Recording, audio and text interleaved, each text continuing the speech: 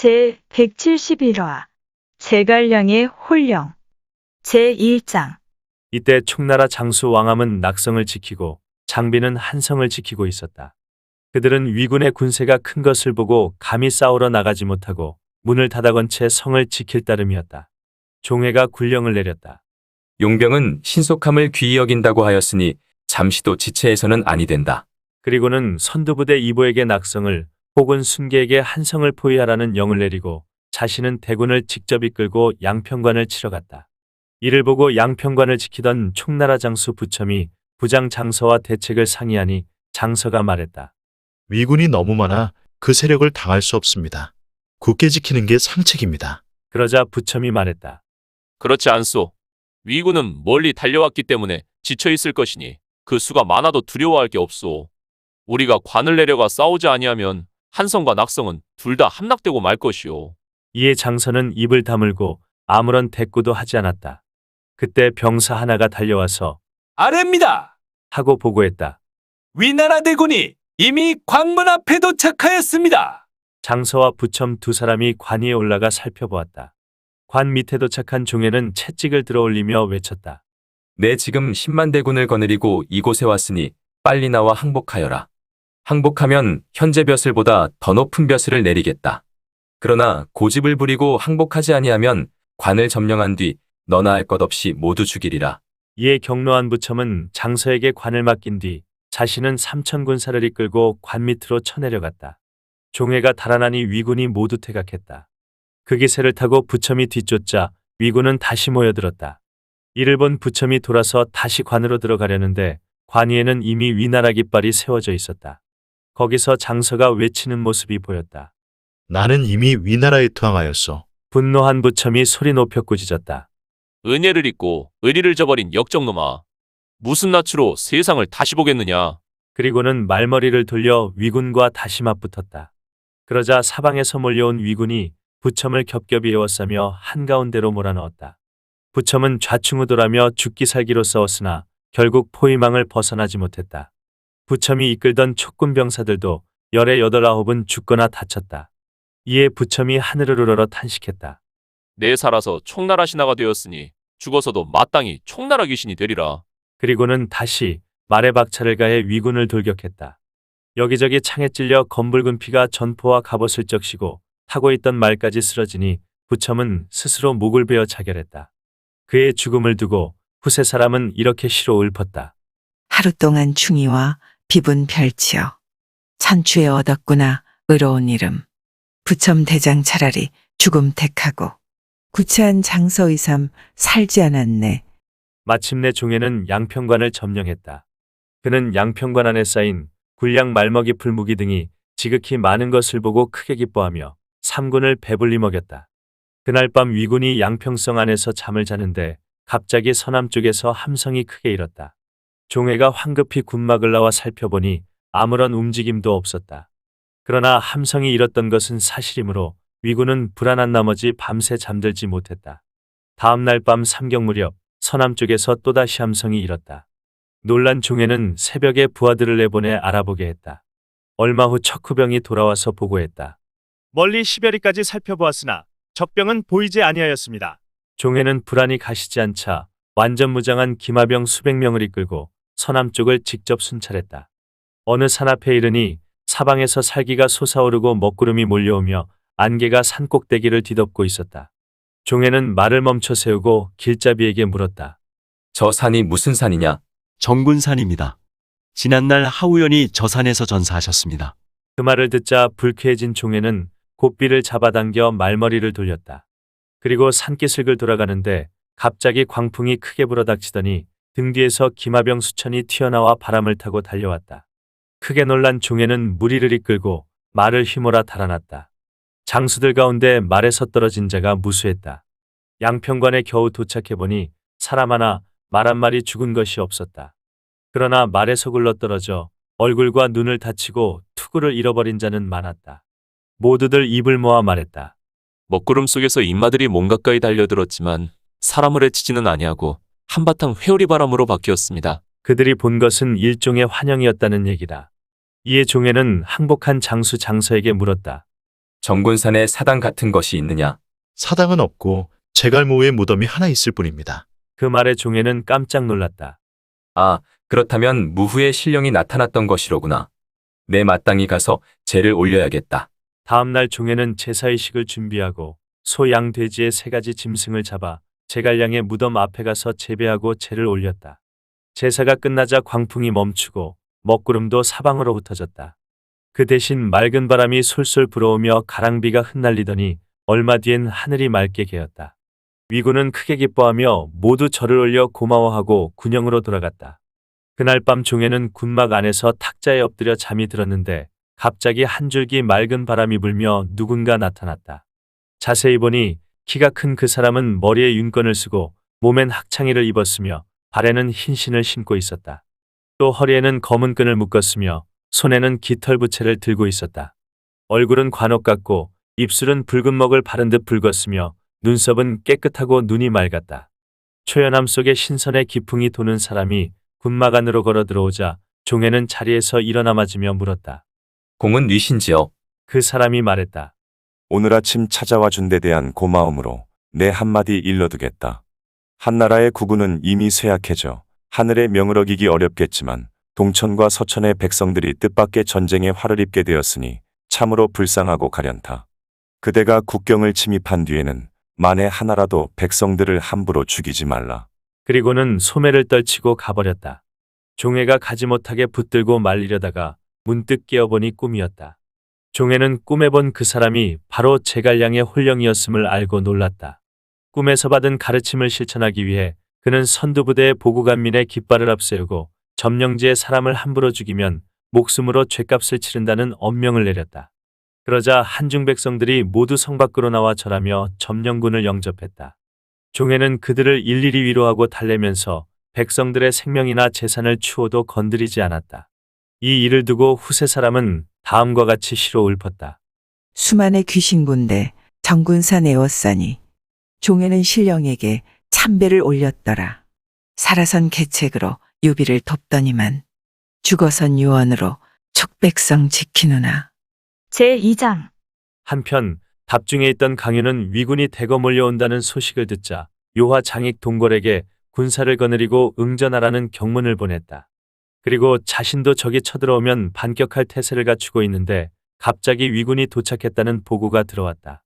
이에 강유가 군사를 이끌고 나가 맞서니 위군 우두머리는 바로 천수태수 왕기였다. 왕기가 말을 달려나오며 크게 외쳤다. 지금 우리 군사는 100만 대군으로 상장만 1000명이다. 모두 20길로 나눠 진군하여 이미 성도에 다다랐느니라. 내 놈이 어서 항복할 생각을 아니하고 아직 항거하려 들다니 어찌 그리 하늘의 뜻을 모른단 말이냐. 뭐가 어쩌고 어째? 격노한 강유는 말을 박차며 왕기에게 달려들었다. 둘이 어울린 지 삼합을 못 채우고 왕기가 달아나기 시작했다. 강유가 군사를 휘몰아 20리까지 추격하자 징소리 북소리가 일제히 울리더니 한 무리의 군사가 쏟아져 나와 길을 가로막았다. 그들이 앞세운 깃발에는 농서태수 견홍이라고 크게 쓰여 있었다. 이를 보고 강유가 비웃었다. 흥, 너희 같은 쥐새끼들은 내 적수가 못 된다. 그리고는 군사들을 다그쳐 추격했다. 다시 10리쯤 가다가 쳐들어오는 등해의 군사와 마주치게 되었다. 양군은 혼전을 벌였다. 강유는 정신을 가다듬고 등해와 10여 합을 싸웠으나 승부가 나지 않았다. 그때 뒤쪽에서 징소리 북소리가 다시 울려 강유가 급히 퇴각하려는데 후군의 병사가 달려와서 보고했다. 금성태수 양은이 불을 찔러 감송의 여러 군영들이 모두 불탔습니다. 뭐라고? 크게 놀란 강유는 부장에게 자신의 깃발을 대신 들고 등해와 맞서도록 명하고 자신은 후군을 철수시켜 밤을 새워 감송을 구하러 갔다. 가는 도중 양은과 마주치게 되었는데 양은은 그를 보자 맞서는 대신에 재빨리 산길로 달아났다. 강유가 그를 뒤쫓았다. 그러나 어느 바위 밑에 이르니 위에서 나무와 돌이 빗발치듯 쏟아지는 바람에 강유는 더 이상 앞으로 나아갈 수가 없었다. 이에 말머리를 돌려 방금 떠나왔던 싸움터로 반쯤 돌아가고 있는데 등해를 막고 있던 촉군이 격파되었는지 갑자기 위나라 대군이 몰려와서 강유를 에워싸는 것이었다. 강유는 기마병들을 이끌고 본영으로 달아나서는 그곳을 굳게 지키며 원군이 오기를 기다렸다. 그때 갑자기 전령이 달려와서 알렸다. 종애가 양평관을 격파하였습니다. 그곳을 지키던 장선은 투항하고 부첨은 전사하였고 한중은 이미 위군 손에 들어갔습니다. 낙성을 지키던 왕암과 한성을 지키던 장빈 또한 한중이 함락된 것을 알고는 역시 성문을 열고 투항하였습니다. 호재는 적군을 막을 수 없게 되자 원병을 청하러 성도로 달아났습니다. 크게 놀란 강유는 즉시 각처에 군영을 거두라는 영을 내렸다. 그날 밤 군사들을 이끌고 강천의 어귀에 이르니 한 무리의 군사가 앞을 가로막았는데 위군 우두머리는 금성태수 양은이었다. 크게 노한 강유는 말을 달려나가 싸웠다. 양은은 단 1합에 패하여 달아났다. 이에 강유가 활을 집어들고 화살을 잇따라 세 발 쏘았지만 하나도 명중하지 않았다. 이에 더욱 화가 난 강유는 활을 부러뜨린 뒤 창을 꼬나들고 양은을 뒤쫓았다. 그런데 말이 앞발을 헛딛는 바람에 강유는 땅 위로 곤두박질 치고 말았다. 양은이 공격하러 달려오는데 강유가 벌떡 일어나면서 창으로 양은이 탄 말머리를 꿰뚫었다. 양호는 말과 함께 땅에나 뒹굴었다. 그때 위군이 쏜살같이 몰려와 양은을 구출해 갔다. 강유가 말에 올라 다시 추격하려는데 누군가 달려와서 급히 알렸다. 뒤쪽에서 등에 군사가 몰려오고 있습니다. 강유는 자신이 이끄는 군사의 머리와 꼬리가 서로 도울 수 없게 되었다는 것을 알자 군사를 거두어 한중을 탈환하려고 했다. 그때 척후병이 달려와서 보고했다. 옹주자사 제갈서가 이미 귀로를 끊어버렸습니다. 강유는 산세가 험준한 곳에 군영을 세우고 위나라 군사는 은평교 어귀에 주둔했다. 앞으로 나아갈 수도 뒤로 물러날 수도 없게 된 강유는 하늘을 보며 길게 탄식했다. 아, 하늘이 나를 버리시는구나. 그러자 옆에 있던 부장 영수가 말했다. 위군이 비록 은평교를 차단했다고는 하나 옹주의 군사는 틀림없이 숫자가 많지 아니할 것입니다. 그러니 장군께서는 공암곡을 따라 옹주를 습격하십시오. 그러면 제갈서는 반드시 은평교의 군사를 철수해 옹주를 구하러 갈 것입니다. 그 틈에 장군께서는 군사를 이끌고 검각으로 달려가 그곳을 지키면 한중을 수복할 수 있을 것입니다. 강유는 그 말을 따르기로 했다. 이에 즉시 군사를 내어 공암곡으로 들어가서 옹주를 습격하는 척했다. 세작이 이 사실을 알리자 제갈서는 크게 놀랐다. 옹주는 내가 군사를 모은 곳인데 만일 실수가 있으면 필시 조정의 문책을 당하리라. 이에 대군을 급히 철수해 남쪽 길을 따라 옹주를 구하러 가고 한 무리의 군사만 남겨 은평교 입구를 지키도록 했다. 강유는 북쪽 길로 들어서 약 30리쯤 가다가 위군이 떠났으리라 짐작하고 군사를 돌렸다. 후미부대가 선두부대가 되어 은평교 입구로 달려가니 과연 위군의 대부대는 이미 떠나고 소수의 병력만이 남아 지키고 있었다. 강유는 그들을 단숨에 무찔러 흩어버리고 그곳에 있던 군영을 모두 불태워버렸다. 은평교 어귀에서 불길이 치솟는 것을 본 제갈서는 다시 군사를 이끌고 돌아왔다. 그러나 강유가 군사를 이끌고 떠난 지 이미 반나절이 지난 뒤라 제갈서는 감히 추격하지 못했다. 한편 은평교를 지나가던 강유 앞에 한 무리의 군사가 몰려오는데 보니 그들은 바로 좌장군 장익과 우장군 요하였다. 어찌된 일이요? 강유가 물으니 장익이 대답했다. 황후가 무당말만 믿고 군사를 내지 못하게 하였습니다. 그러나 한중이 위급하다는 소식을 전해 듣고 제가 군사를 일으켜 왔습니다만 양평관은 이미 종회에게 빼앗긴 뒤였습니다. 이제 장군께서 곤경에 처하였다는 소식을 듣고 도우러 온 것입니다. 이들은 군사를 한데 합쳐 나아가다가 백수관 앞에 이르렀을 때 요하가 말했다. 이제 사방이 다 적이고 군량 보급로가 막혔으니 검각으로 태각하여 지키면서 다시 좋은 계책을 세우는 것이 좋겠습니다. 강유가 주저하고 염려하여 결단을 내리지 못했다. 그때 척후병이 달려와서 아래입니다. 하고 보고했다. 종해와 등해가 10여 길로 군사를 나누어 쳐들어오고 있습니다. 강유가 장익 요하와 함께 군사를 나눠 적을 맞으려 하자 요하가 말했다. 백수는 땅이 좁고 길이 많아 싸움을 벌일 만한 곳이 못 되니 차라리 물러나 검각을 구하러 가는 것이 옳습니다. 검각을 잃어버리면 돌아갈 길이 끊깁니다. 그렇구나. 강유는 요하의 제안에 따라 군사를 이끌고 검각으로 달려갔다.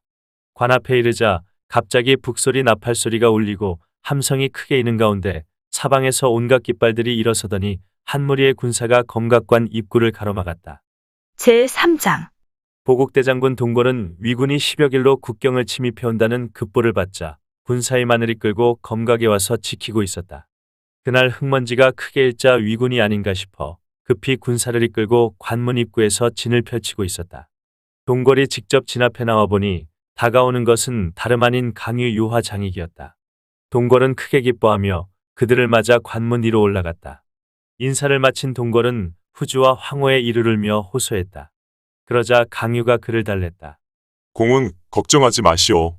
이 강유가 살아있는 한 위나라가 총나라를 집어삼키게 내버려 두지는 않을 것이오. 우선 건각을 지키며 적을 물리칠 계책을 천천히 도모합시다. 동걸이 말했다. 이관은 지킬 수 있다 하여도 성도엔 나라를 지킬 만한 인물이 아무도 없습니다. 적군이 습격해오면 그대로 무너지고 말 것입니다. 성도는 산이 가파르고 땅이 험해 쉽게 취할 수 없을 테니 너무 걱정 마시오. 그런 이야기를 나누고 있는데 척후병이 달려와서 아래입니다. 하고 보고했다. 제갈서가 군사를 이끌고 관문 밑으로 몰려왔습니다. 격분한 강유는 군사 5천을 이끌고 관문 아래로 달려내려갔다. 그리고 위군 진중으로 쳐들어가 좌충우돌하며 무찌르니 제갈서는 크게 패했다. 수십 리를 달아나 군영을 세운 뒤에 점검해보니 전사자가 수도 없이 많았다. 촉군은 위군이 벌인 허다한 말과 병기를 거두어 관으로 돌아갔다. 한편 종해는 검각에서 25리 떨어진 곳에 군영을 세우고 있었는데 제갈서가 스스로 찾아와 죄를 청했다. 종해가 격노하며 말했다. 내 너에게 은평교입구를 지켜 강유의 퇴로를 차단하라는 영을 내렸는데 어찌하여 빼앗겼단 말이냐. 게다가 이번에 다시 내 군령을 어기고 멋대로 싸움에 임하여 이런 패배를 당한 것이 아니냐. 제갈서가 말했다. 속임수가 많은 강유가 옹주를 치러 가는 움직임을 보이기에 저는 옹주를 잃을까봐 군사를 이끌고 구하러 갔습니다. 그런데 그 틈을 타서 강유가 달아나기에 관문 밑까지 추격하다가 뜻하지 않게 패한 것입니다. 이자를 끌어내 목을 쳐라. 종해가 명하자 감군 위관이 말렸다. 제갈서가 죄를 지었지만 정서 장군 등해의 사람입니다. 장군께서 그를 죽이시면 자칫 두 분 사이가 나빠질까 두렵습니다. 종해가 말했다. 내가 황제의 조서와 사마소 승상의 명을 받들어 특별히 총나라를 정벌하러 온 것이니 설사 등해라 하여도 죄를 지었다면 목을 벨 것이다. 사람들이 모두 힘써 말림으로 종해는 제갈서를 함거에 태워 낙양으로 보내 사마소의 결정에 맡기기로 하고 제갈서의 군사는 자기 휘하의 군대에 배치했다. 이 사실을 누군가 알리자 등해는 크게 노해 마치 종해가 앞에 있는 것처럼 소리쳤다. 나는 내 놈과 벼슬의 등급이 같다. 또 오랫동안 변경에 주둔하면서 나라를 위한 공을 많이 세운 것도 나인데 내 놈이 어찌 감히 아나무인으로 그처럼 뻐긴단 말이냐. 그러자 아들 등충이 말렸다. 옛말에 작은 일을 참지 못하면 큰 일을 그르친다고 하였습니다. 아버님께서 그와 사이가 나빠지면 국가대사를 그르치고 말 것이니 너그러운 마음으로 참고 용서하십시오. 옳은 말이었다. 이에 등해는 아들의 말을 따랐지만 속으로는 분노를 싸기지 못한 채 기마병 10여 기를 이끌고 종해를 만나러 갔다. 등해가 왔다는 말을 듣고 종해는 좌우측근에게 물었다. 등해가 이끌고 온 군사가 얼마나 되더냐. 기마병 10여 기에 지나지 아니합니다. 이에 종해는 군막 안팎에 무사 수백 명을 세워놓았다. 등해가 말에서 내려 들어왔다. 종해는 군막 안으로 그를 맞은 뒤 서로 인사를 마쳤다. 등해는 삼엄하게 늘어서 있는 군사들을 보자 마음이 불안해져 종해가 무슨 생각을 하고 있는지 슬쩍 떠보았다. 장군이 한중을 얻었으니 조정에는 더 없는 복이요. 어서 계책을 세워 검각을 빨리 점령하도록 하시지요. 그러자 종해가 말했다. 장군에게 무슨 좋은 계책이라도 있는 모양이구려. 내게 무슨 좋은 계책이 있겠소? 그래도 무슨 계책이 있는 모양이니 어서 내놓으시구려. 등해는 좋은 계책이 없다고 거듭말했지만 종해가 계속 재촉하는 바람에 어쩔 수 없이 자신의 생각을 털어놓았다. 내 어리석은 소견으로는 한 무리의 군사를 이끌고 은평 새끼를 통하여 한중의 덕양정으로 빠져나간 뒤 곧바로 성도를 치는 것이 좋을 것 같소이다. 그러면 강유는 틀림없이 성도를 구하러 갈 터이니 그 틈에 검각을 치면 온전한 승리를 거둘 수 있을 것이요. 그 말을 듣자 종해는 크게 기뻐했다. 아주 절묘한 계책이구려. 즉시 군사를 이끌고 떠나시오. 나는 이곳에서 승전보를 기다리겠소. 두 사람은 술을 마신 뒤 작별했다. 종해는 군막으로 돌아가 장수들에게 말했다. 사람들이 모두 등해를 유능하다고 하지만 오늘 보니 그저 그렇고 그런 평범한 제주일 뿐이더군. 왜 그렇습니까? 장수들이 묻자 종해가 대답했다. 은평산맥의 샛길은 모두 높은 산과 험한 고개뿐이라 만일 촉군이 100여 명을 투입하여 그 길목을 지키고 돌아갈 길을 끊어버린다면 등해의 군사는 모두 굶어 죽고 말 것이다. 나는 제대로 된 길로 갈 것이다. 어찌 총나라를 깨뜨리지 못할까 안달이겠느냐. 그리고는 구름 사다리와 대포 받침틀을 가져와 검각관을 공격하기 시작했다. 한편 종의 군영을 나온 등에는 영문 앞에서 말에 오르며 뒤따르는 부하들을 돌아보고 물었다. 나를 대하는 종의 태도가 어떠하더냐? 입으로는 칭찬하였지만 그의 말과 얼굴빛을 보면 장군 말씀을 진심으로 옳다고 여기는 것은 아니더군요. 등해가 웃으며 말했다. 그는 내가 성도를 점령하지 못할 것이라 생각했을 테지만 나는 기필코 성도를 취하고야 말겠다. 그리고 본영으로 돌아가니 사찬 등충 등 한 무리의 장병들이 나와 등해를 맞으며 물었다. 오늘 종의 장군과 어떤 의견을 나누셨습니까? 나는 진심으로 그를 대했는데 그는 나를 하찮게 취급하더군. 그는 지금 한중 점령한 것을 큰 공으로 여기고 있으나 내가 답중에서 강유의 발을 묶어두지 아니하였다면 어찌 공을 이룰 수 있었겠는가. 이제부터 내가 성도를 점령한다면 한중을 점령한 공을 넘어설 것이다. 그리고는 영을 내려 그날 밤 안으로 군영을 모조리 거둔 뒤 은평새길로 진군했다. 그리고 검각에서 700리 떨어진 곳에 군영을 세웠다. 이 사실을 누군가 종에게 보고했다. 등해가 성도를 취하기 위해 길을 떠났습니다. 성도를 취한다니 어리석은 자로군. 종에는 등해를 비웃었다. 읽어주는 고품격 삼국지는 다음 화도 계속됩니다. 이번 이야기를 재미있게 읽으셨다면 좋아요와 구독을 눌러주세요. 그리고 작품을 해설하는 프롤로그도 꼭 읽어주세요.